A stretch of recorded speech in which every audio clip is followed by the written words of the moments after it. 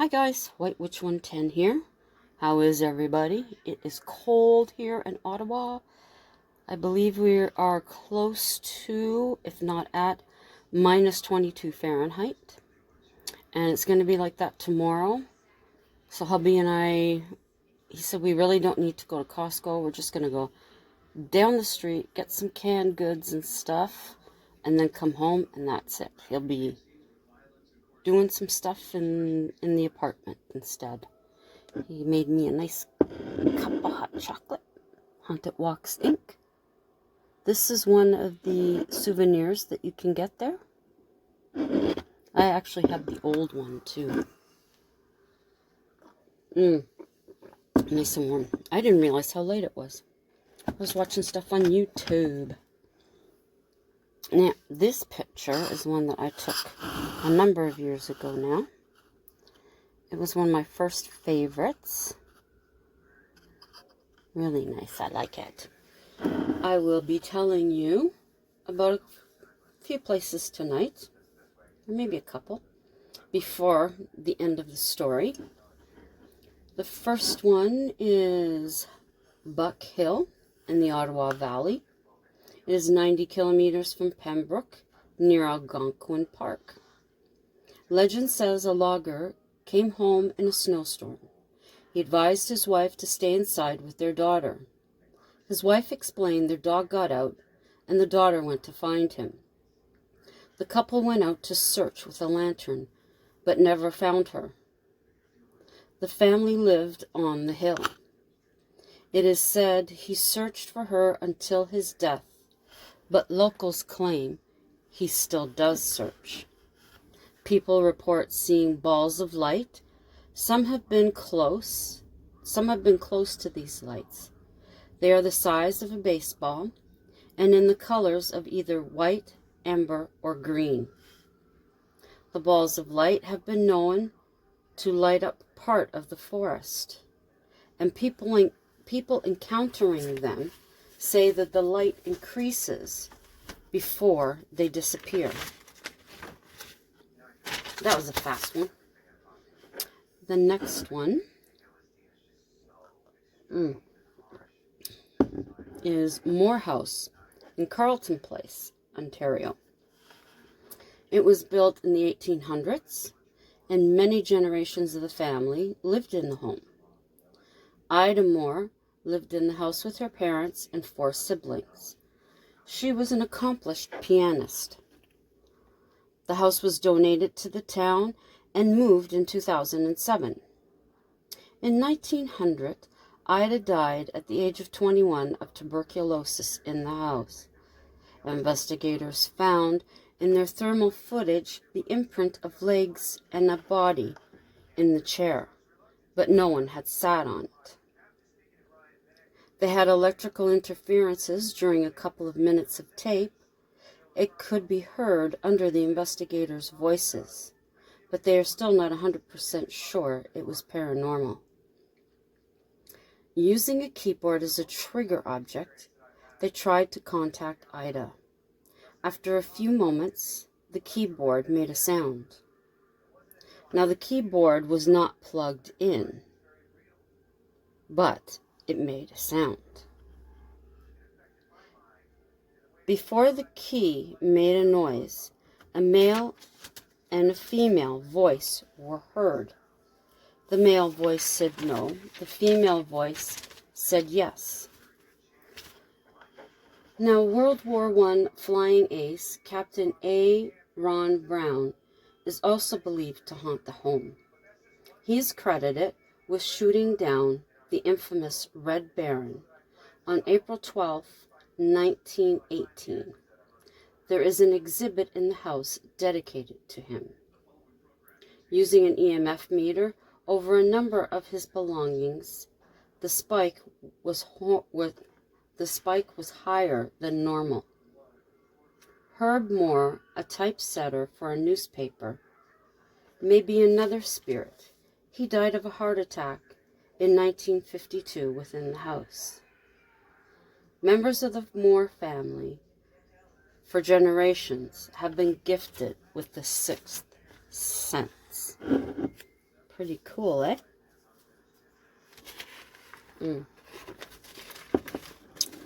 Okay, the next one is the Grange from Toronto, Ontario. Built in 1817 for Darcy Bolton, he was a leading citizen. Today it is part of the Art Gallery of Ontario. It is the 12th oldest building in Toronto and the oldest brick house in Toronto. Darcy's son William, Mayor of Toronto at the time, Mayor of Toronto, inherited the house when his father died. When William passed in 1874, his widow Harriet was willed the house. She remarried a scholar, Goldwin Smith. They lived in the home for the rest of their lives. When Goldwin passed in 1910, the house was bequeathed to the Art Museum of Toronto. In 1970, it was designated as a National Historical Site of Canada. Spirits have been seen in the library and on the stairs. A lady in black has been reported in an upstairs bedroom, and a woman in white is said to haunt the kitchen. A man in a yellow velvet coat is known to walk through the conservatory walls. This isn't strange, as there were doors in that location at one time. The spirits believed to haunt the Grange are Goldwin Smith, a butler, William Chin, who retired after 50 years of service, and Smith's assistant, Algernon Blackwood, who became a great horror writer when he moved to England. They have not yet unmasked who the women could be, but I imagine one of them would be Harriet. So that's that one. The next one I have...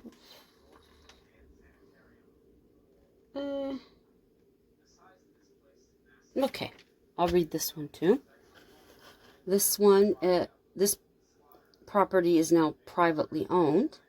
It is the Hermitage Ruins in Dundas Valley, Ontario.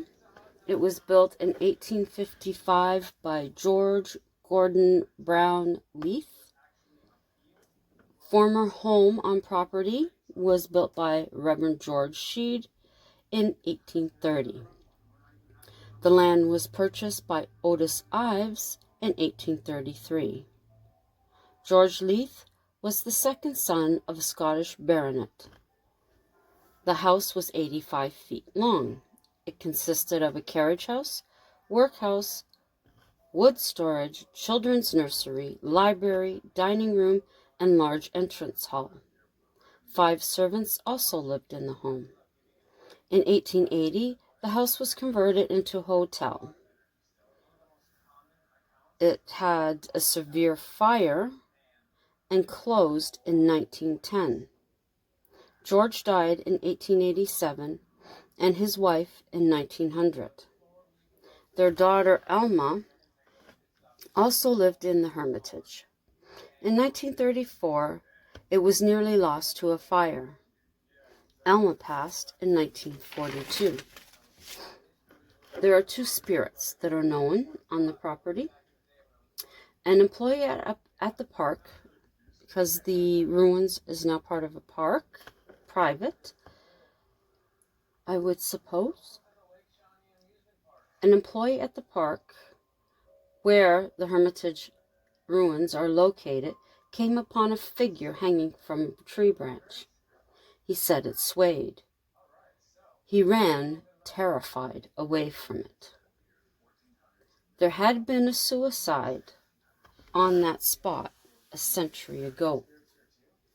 A coachman, William Black, was in love with the owner's niece, and he would not have that. So, in his sadness, I guess you would say, he hung himself.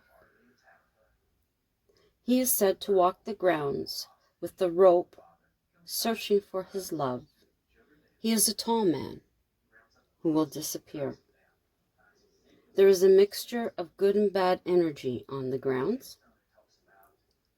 Reports,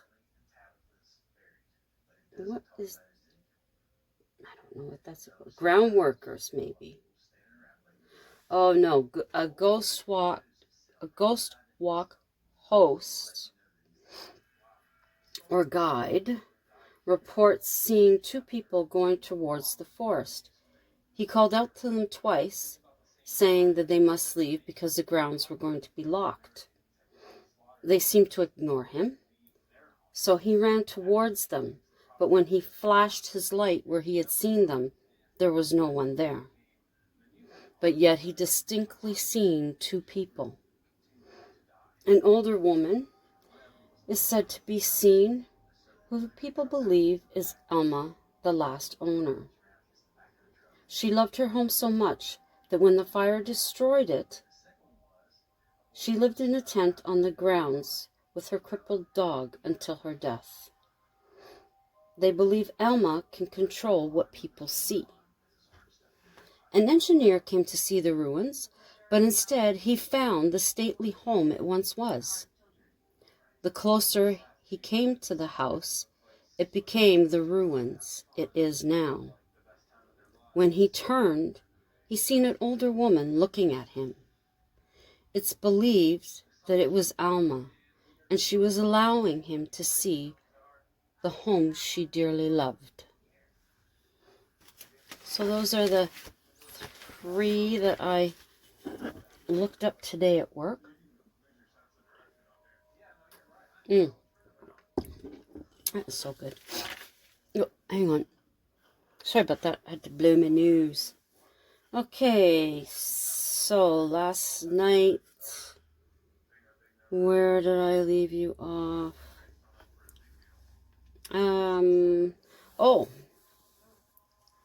That the woman had been smacked. And this is when it happened. My phone rang, taking my attention for only a moment. I fumbled to answer it as the basement door burst open. It was my friend. He had a feeling he should call me. I quickly told him what had transpired. He said he'd be on his way and hung up. I had no clue what he could do, but I'd be happy with his company. Everything was calm. Was this before the storm? It wasn't long before my friend arrived. I was sure he'd broken some speed limits. He was staying the night if I chose to stay in the house. The following morning, we made our way to an occult store to buy sage. Back at the house, the spirit was amping up. When we entered my house, the difference in the atmosphere was obvious. I lit the sage stick, and we began to clear from top to bottom. When we had cleansed the kitchen, we looked at each other. Were we ready for this? Did we know what we were doing? We gathered our courage and descended the stairs. There, in the same place I had first seen it, was the dress. Where a hand should have been was a hammer from my toolbox. Maybe this had been a bad idea. The hammer began to sway as the sage continued to burn. Then it occurred to us, where will the spirit go? Looking around, we spotted a large hole in an old window pane. We took a step forward. The hammer swung faster. We looked at each other again, then took another step. This time, it went up to where the shoulder should have been. We debated to go forward, but before we could move, the hammer came at us, and the dress rushed towards us. It seemed to gain size as it flew. We took off up the stairs, slamming the door behind us. Turning, I shouted at the door, "I'll move out!" But didn't go further than that. I placed a line of salt under the door. We grabbed a few of my things, making plans to empty the house. The following day, I paid extra for a last-minute move. I had fencing placed around the house and took out a loan to pay off the amount owing. I hadn't paid much because Russell's landlord wanted it off his hands. Months later, I passed by the property, and I was sure the spirit knew I was there. I left after a couple of seconds. I moved out of town and never looked back. The property remains as I left it. Now within the empty house, something stirs in the basement. The spirit is ready to fly. And that is the end. Or is it? No, that's the ending I have right now. Unless I decide to, I've left it open that I could write more if I feel to. But right now, I don't. So we'll call that the end. The other one I've started, I'm not sure if I'm really going to like it or not. But you never know. Sorry, just taking a gulp, or a gulp, I should say. So I hope you did like that story. And I hope you had a fantastic Friday. Our Friday went by very quickly, which is okay.